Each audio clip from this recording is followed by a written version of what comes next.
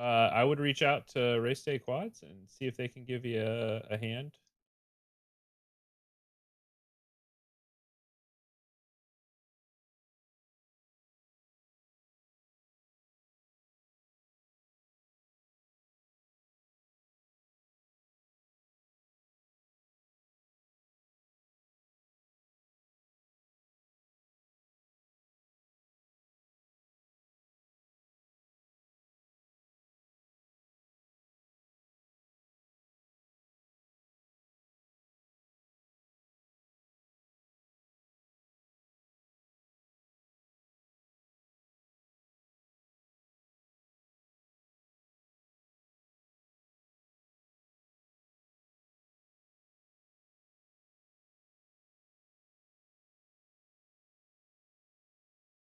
All right, so let's see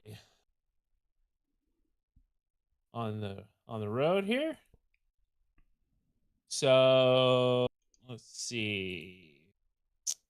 So first off, it does appear that Amazon is looking to get its drone delivery program off the road. They are estimating they're going to be able to be delivering packages in California later this year. It's the first time the company plans to use drones for customer deliveries in the United States. Other companies like Alphabet and Walmart have already started to make similar flying deliveries. The fun part here is that Alphabet and Walmart, I believe, really got started after Amazon started developing their tech. I wanna Um, restart my phone.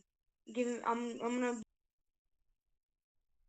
um, but but Amazon is just now getting behind or getting started on this. So it's going to be focused in Lockford, California later this year, and they have plans to deliver products into the backyards of residents in Lockford, California, which is about 40 miles south of Sacramento, and will use feedback from the service to improve its system. Amazon said the drone technology can detect and fly around obstacles like chimneys. It can also detect moving objects on the horizon, like other aircraft, even when it's hard for people to see them. If obstacles are identified, our drone will automatically change course to safely avoid them. Let's see. The drone also makes sure there aren't people, animals, or other obstacles at the delivery site. So, I mean, all basic tech, all stuff that we've seen on other drones. Hopefully, Amazon has had some success with keeping their delivery drones up in the air. Um, and yeah, they can see where they go with that. Pretty interesting. What have I done? Talked out to. Oh, sorry, my Discord's misbehaving here. Um, let's see. Next I've got DARPA is seeking wireless in-flight drone recharging. Um, the fun part with this is I don't know that they are the article it shows pictures of Mavics.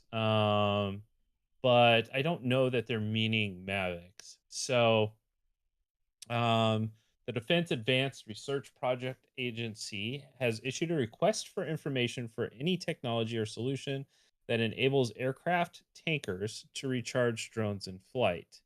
According to the agency, the tech must fit on existing U.S. Air Force KC 46 and KC 135 refueling tankers and deliver 100 kilowatts of power.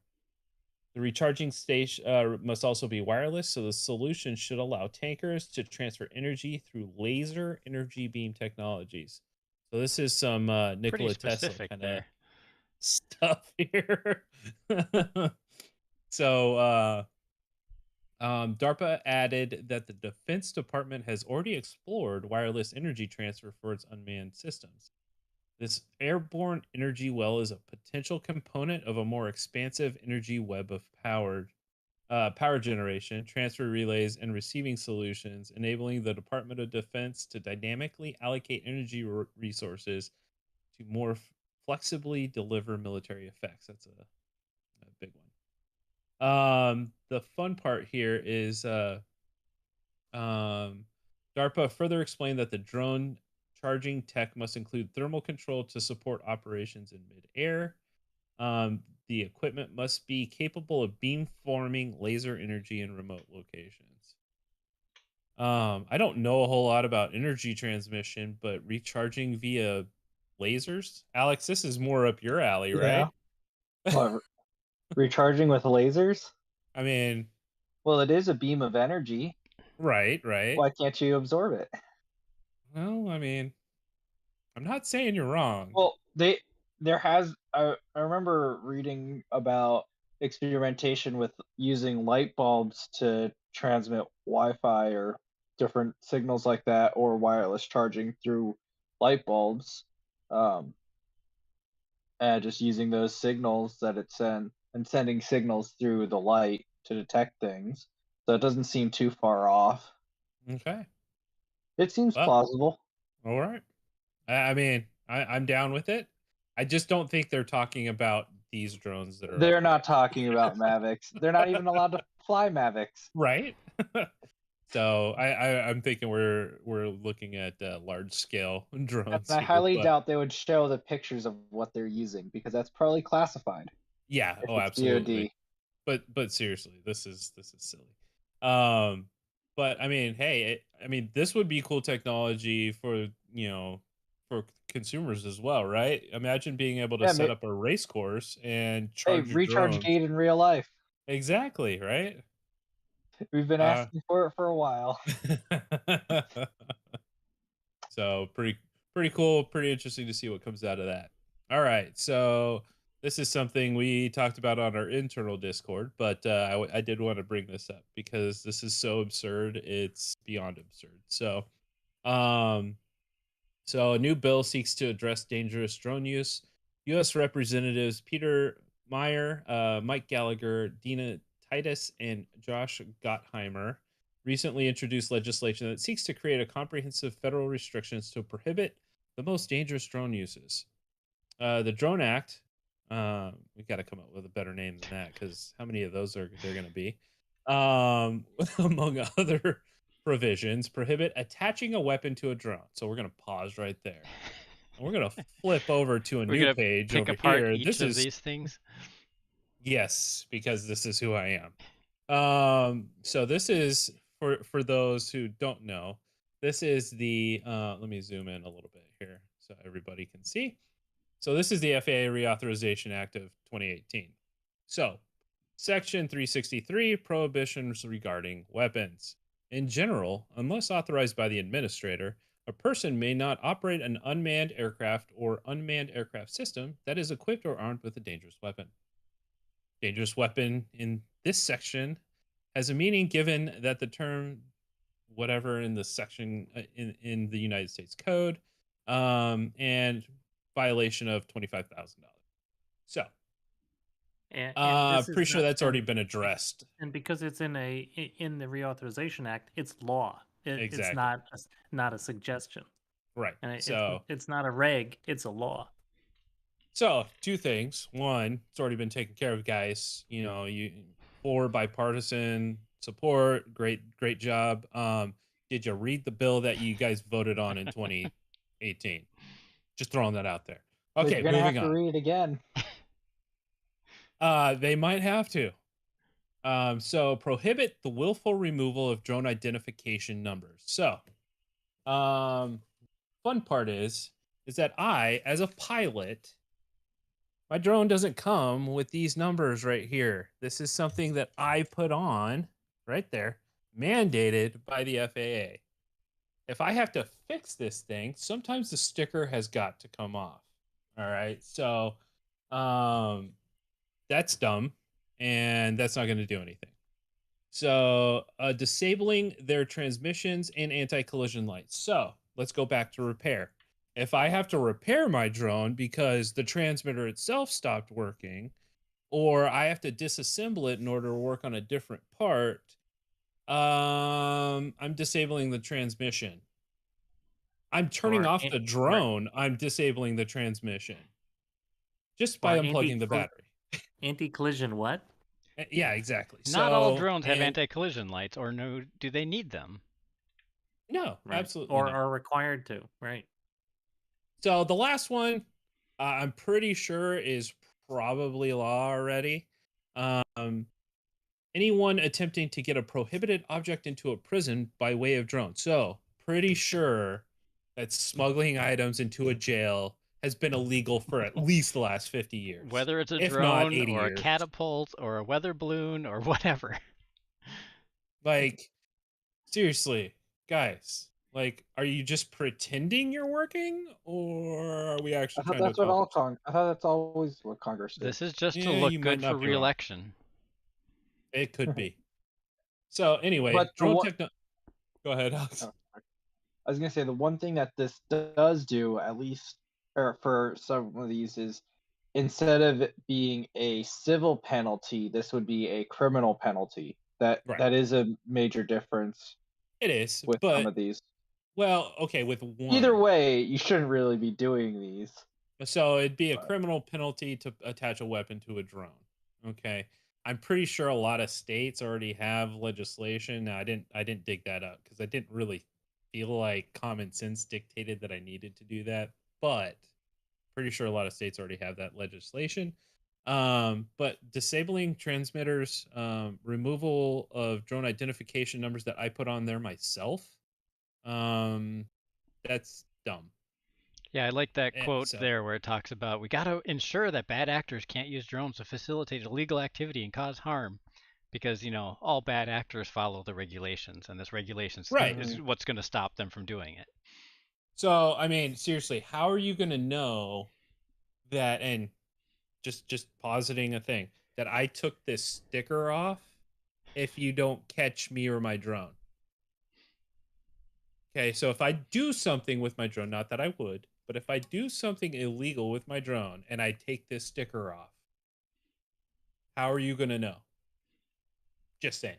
So it only works if you actually catch somebody. So the act at the time of you catching somebody has already been committed. So we're just stacking charges? Is that what we're doing? Just make sure you've got your GoPro recording you taking the sticker off before you fly. Yes. That is vitally important. Wait, who put the sticker on in the first place? Well, I mean, if you don't put it on, you can't really be in trouble for not having it, right? So, sorry. I know I'm on my soapbox again. But... I'm guessing they're more or less thinking about like the built-in serial numbers of DJI drones and like filing them off the drone or something, but yeah, it's ridiculous. This has no serial number. I built it myself. So, and that means it's illegal to fly because it doesn't have a serial number. I don't have my sticker. You must have taken it off. I don't have my sticker on this one, guys. Okay, so all right, I'll get off my soapbox. But For anyway, indoor use only, right, Josh? Indoor use only. Apparently. All right, so it says at the same time we must ensure that bad actors cannot use drones to facilitate illegal activity and cause harm to our society. And this is especially important at our southern border, where drug and human traffickers are known to use drones to commit crimes and bolster their operations. Not going to get started on that. I live in a border state, so yeah. I'm glad to help lead this effort to modernize existing law, deter criminal activity, and enhance public safety. Or repeat existing laws. Yeah, I mean, hey, it is what it is. So, just throwing that out there. All right, so I don't think you linked that in the Discord I sure for did everyone else. Okay, let me grab that. I will grab that. Let's see, I will grab that. Just in case everybody wants to read through 463. Just as commonsensical. Yeah. Okay, so this is something else that we talked about recently. So this is new, seeking comments on a rule waiver for essentially 5.8, 5.9 gigahertz band kind of intrusion, and I call it that. It's really not. But essentially, they want to utilize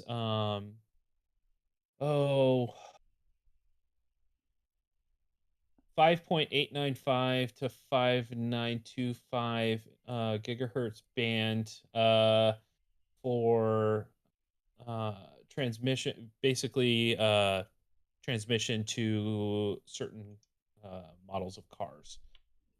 Basically, if you've got a car in the last, I don't know, 5-10 years maybe, I know my truck has this as well. It has communications with for firmware updates and stuff like that for the radio and some of the sensors and stuff like that. So this would fall along those lines. And this is specifically for who did we figure this was for? Oh, the companies. Yeah, there was like some Yeah, car companies. I think it was Ford, Ford, Land Rover, Audi. and Audi. I think were the ones. So now if you go through here, it actually talks 5905 to 5925. Why does And it say that versus what it said at the title? and that's the thing that we can't figure out. Here again, it's 5895 to 5925. So I'm wondering if it's they're specifically looking at these frequencies, but there's, like, as we know, there's bleed over. There's basically a range where there's bleed over in the band. So I'm wondering if they're kind of looking at that. But that's not gonna work. I don't have a C drive. Let me delete that. And let me do this. I'll just copy this because this will. And we So should try to explain, this is probably where you're headed next, how this affects FPV pilots. absolutely. So Dan, can you drop the your frequency chart? Sure. I failed and did not get that prepped ahead of time. Not a problem. Perfect. So if we click into there, and I'll pull it up. So as you can see right here, that's at the very edge of the amateur band. In fact, E 9.25 and 945 sit just outside of that. So those would technically not fall within the amateur band. The race band falls inside of it, but if you look at the bands on so the hard lines in each of these is the main frequency. The bands that extend other is to either side is the band width of that, and there's oftentimes bleed. So you'll notice in, like, the Fat Shark bands, the band bleed sits on top of each other, and this is where you start getting into issues where if you're on too close of a channel, you start uh, getting bleed from maybe your buddy's view, which is why Interference from each other. exactly. So which is why race band is oftentimes the choice, especially for obviously racing, because they sit far enough apart where the bandwidths don't overlap. So that helps with any kind of interference. So now, going back to this, this is going to sit just on the edge. So Right. If you start while by 5.89, like that starts to get down there into channel, well, right at the edge of 5.905, channel 7 on race band. right? So there may be a little bit of congestion if this goes through, and there's in your area with one of these vehicles, but I don't think it's going to be that big of a deal. I think there would have to be a lot of active in use vehicles in order for it to cause a massive amount of congestion. It would probably take a while before a lot of vehicles had it, but it could Yeah. be annoying. Like right now, it's actually really nice to fly on those higher channels because it's out of the range of Wi-Fi. Mhm. And so in the future, that just means there's going to be a lot less chance of finding a really good, clean channel to fly on. It's also interesting that they're slotting it right in there at just beyond the edge of the current 5.8 gigahertz Wi-Fi, and it stops right at the edge of the new 6 gigahertz Wi-Fi range. So it's basically Mhm. filling the gap that's left between those two Wi-Fi standards. Yep. So, is it going to be, crazy bad? No, I don't think so.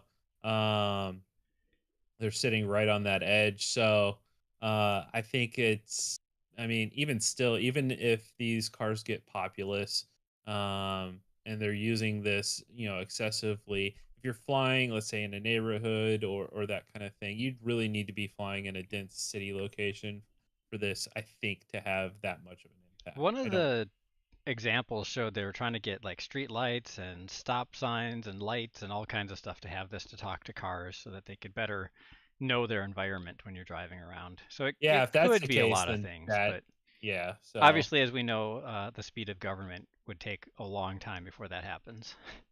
yeah, well, And that 180 and that days and turned into 4 years. that's a good point because this document is a request for comments on a request for waiver, and so this was initially came out on November 2020.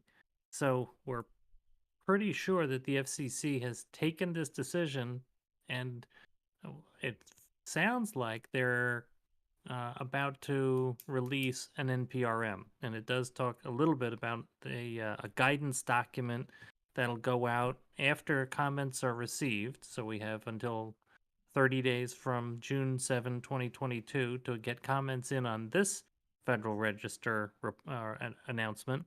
And then subsequent to that, the FCC maintains that it'll take about 1 year before they come out with guidance on this. So, absolutely, to what Dan you're saying with the speed of government, this may come into play in approximately mid 2023.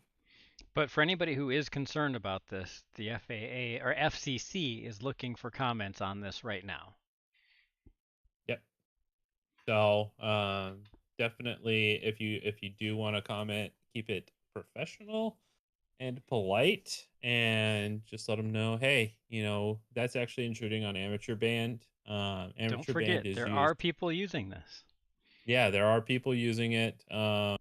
This does intrude on Wi-Fi territory. It intrudes on obviously our technology, and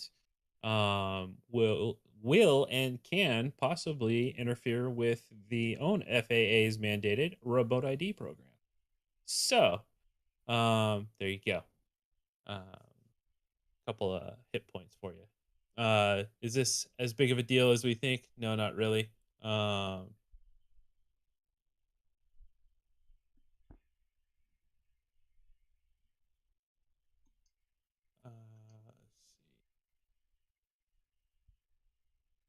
see. There we go. All right. So, this comes from Alex. This was a request from him, and while this article makes a lot of sense, it is taken in a military context. But at the same time, I agree. I think we should stop calling military, uh, essentially ordnance drones, because now when it's causing policy confusion, it's talking about the difference in military policy, not actual public policy. So, they go on to say words matter, especially when it comes to understanding and overseeing new military technologies. That's why it's especially important to be deliberate and precise in how we talk about a new class of aerial munitions like the switchblade loitering munition, which many, including government leaders, are inaccurately referring to as unmanned aerial vehicles. Defense media immediately picked up on the description. References to UAVs were rapidly dumped down to drones or even suicide drones or kamikaze drones. While such sensational language may drive clicks by tapping into fears of dystopian technology, misleading descriptions do not help leaders make smart policy decisions. We now have a situation where highly sophisticated UAVs, which are mission aircraft by any traditional definition, are being lumped together with a new generation of aerial weapons. So I would extend this even beyond that, in that drones have initially, when the first word drone came out, they were strongly associated with things like predators and reaper drones, uh, and military, basically aircraft. Now, if you don't know, like those types uh, drones per se are not small. They are about, I mean, in some cases, half the size of a regular military aircraft. They are very much large. They are not anything remotely close to what we fly. And obviously, they are military vehicles with weapons attached. Now, if I were to walk up, and I'm sure everybody's experienced this, walk up to somebody and say, I fly drones, there's always going to be that initial first flash of a military aircraft, which is oftentimes why you will hear people, especially people who have been in the hobby a long time, they call them multi-rotors, they call them UAVs, Quads. the Quadcopters, quads. I mean, all kinds of stuff. Now, tricopters. Oh, yep. For too for far back. the layperson though, if I walk up and say, "Yeah, I fly quadcopters," and they don't know, I mean, then you have to start to define what that is. It's a lot easier to call it a drone. Um, but words do matter, specifically in this case. So being lumped in with a bunch of military, uh, mu- basically munitions, is not where we want to be as a hobby. Um, so So what is they this go on to article recommending? So basically, they go on to say defense technologies are overseen and regulated based on how they are classified. When incorrect terminology is used and accepted, national security leaders risk making bad policy based on misperceptions. Given how advanced aerial systems, guidance, data links, and weapons have proliferated, these lines will become blurred if we're not mindful about how we classify and reference them. So the problem here is how defining something so basely. Um, so they basically go, it undercuts our ability to export UAVs to our allies and partners, driving them into the arms of our adversaries. Current U.S. policy treats larger UAVs like they were weapons themselves, like they were nuclear tipped intercontinental ballistic missiles or cruise missiles, because a UAV in a modern sense had not been invented when the governing policy was created.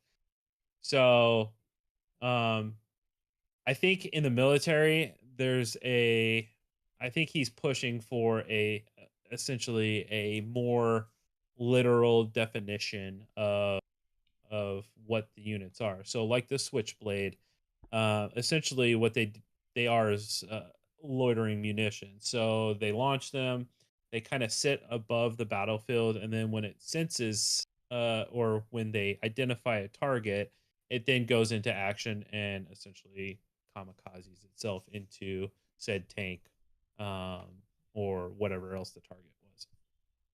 So they are essentially like little helicopters that just sit and wait. So loitering munitions makes sense, whereas the term drones to identify a broad swath of things causes issues with policies. So that's kind of where they're going with the article. It's a little long. I'm not going to, go super into it, but I agree in terms of terminology, using the correct terminology when it comes to what we do and distinguishing ourselves versus the military side of things, obviously. Yeah, I'm all in favor of trying to be more specific and not to use the word drone for everything, because it definitely gets confusing, and it seems like it's already potentially causing issues within the FAA and regulations and Congress, and everybody using the word drone and not necessarily always talking about the same thing. Right. So definitely pretty interesting. But yeah, with that, that's all I've got. Dave, what you got for us, sir? Not a lot going on. Got a fair backup of action items, but still working with the drone safety team, and that's on a sub project having to do with ASRS, and that's moving along. Held our second meeting today. There is an interim report coming out of that will be presented at the AAAC, the Advanced Aviation Advisory Committee, erstwhile the DAC, and that's Alex will be there in person. I'll be sitting watching from YouTube, and the Tasking Group 13 will be briefly represented, probably with a request to continue as and present their findings at the subsequent DAC. And we're continuing work on comments into the 2023 FAA Reauthorization Act, and a couple other things, but they're in the background. Alex, what you got, buddy? Just finished IO. It's a blast. Where Alex you weren't plays there, you should have second been. for intermediate class because he's awesome. Eh. Good job. Congratulations. but, Great job, Alex. If you're interested at all, Drone Safety Day is technically this Saturday, right? Yeah, technically it's this Saturday. Whether you do anything or anyone around you doing anything for it, well, I don't know. But that's coming up. Then there's Flight Fest coming up. Yep. And yeah, that's pretty much it. Alex is stealing my topic here. When Josh was going to ask me what's Dan, do you have anything? I was going to say I wanted to reiterate that there's some dates people need to know and some events and some things coming up here in June, such as Drone Safety Day coming up this weekend. And then let's see, after that is that Flight Fest that's coming up next? Yeah, June 23 through 26 June. June 23rd through 26th. Malvern, Ohio, and Josh and I will be there. So everybody needs to drive to Ohio and meet Dave and Josh. I just went to Ohio. Time to go back. Should have stayed. Yeah, exactly. And tell us more about what are you two guys doing specifically at Flight Fest. So we've got a couple of things going on. We are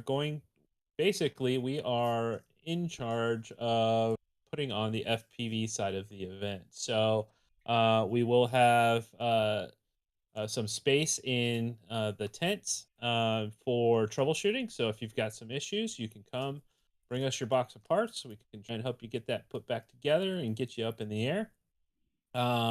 We are probably going to be doing a talk or two or 3 or 4 and regarding some of the upcoming regulations, probably talking about some of the things we're looking at for the 2023 Reauthorization Act, that kind of thing. And I think we're going to be looking at getting people up in the air with FPV fixed wing, which would be we're looking at the Flurkin, right, Dave? And as well as the FT Gremlin for a quad. We've got race gates that we're going to have set up. So you can, now we're not hosting a race, but we are, so you can, if you're there and you want to try your hand at shooting some gates, we'll have those set up. And yeah, quite a bit going on for 4 days. Cool. And then I think Go ahead. Anticipated what is about 2,000 pilots, and so this is definitely one of the largest RC events in the world. Don't all turn your VTXs on at the same time. Absolutely not. We've got rules, we've got stations, we've got good advice from Alex as to good practices from multi-GP. So yeah, we're armed with careful about Dan's that frequency chart too.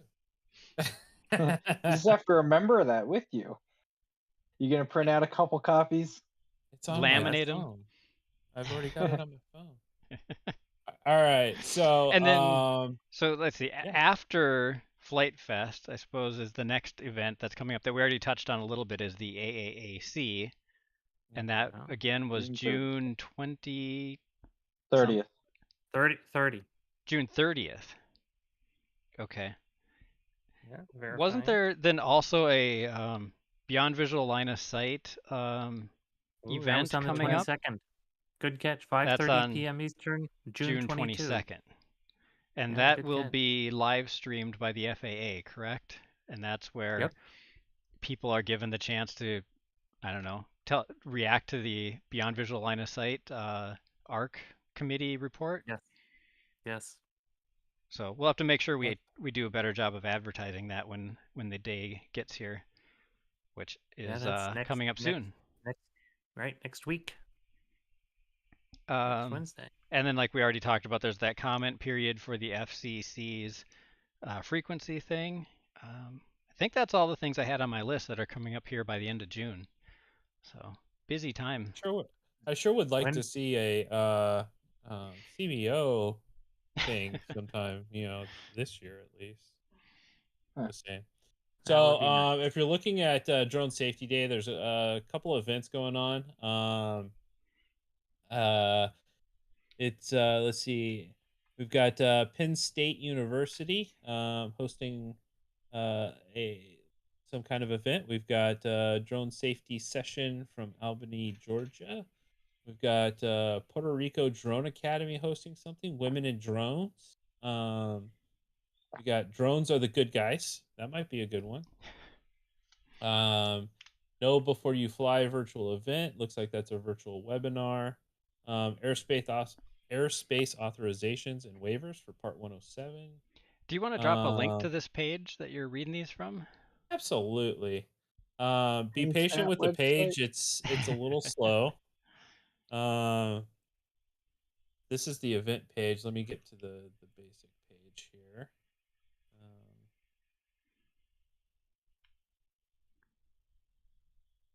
All right. There. Coffee and drone discussion. All right, that's super fun. So a bunch of different stuff going on. So definitely fairly active. So check out the event, see if there's something that interests you. Definitely drop in, and I imagine a lot of these are going to be virtual events. So at Penn State's here. Let's see. Oh no, this one's going to be in person. So this would be from 9:30 to 10:30 at the Hub. I would imagine that's some place specific there. At Penn State. And so yeah, check these out. See if there's any events that you're local to, or if they are virtual events. I think I can actually click the button. Give it a second. It's thinking. There we go. So yeah, quite a few virtual events. Yeah, definitely check those out. Something interesting with that website is there's also a page on there where it shows a map of all the drone pros. So, and where they are. Unlike the FAA safety team website, this one has a map for those drone pros. Interesting. At least it should. Somewhere. Was that not right down when he was scrolling that map, or was that a map of where No, the that's events are? That's a drone day event. Oh, okay. It might be on Those the are where main. It might be on the main NCAT website. Oh, okay. I did see something the other day with a map for drone pros. Because they've been working on that, and I know I'm on that because I checked the map, of course. I had to see if I was there. A repository. I don't know. You find it, post it. That's definitely helpful for the drone pros. They're kind of volunteers for the FAA who are pretty knowledgeable, can help you with a lot of the regulation and that kind of stuff. So definitely check those out. All right. Anybody else got anything? Nope, not me. All right. I think we'll wrap it up. Y'all have a great night. Good talk. See you guys in 2 weeks. Yeah. Yes, absolutely. Right out of right after flight test. Hopefully Or you'll flight be prep. all recovered from your travels and ready to go. Yeah. That's I right. got to get to the airport at 3 a.m. That's gonna be Ouch. super. All right, take it easy, guys.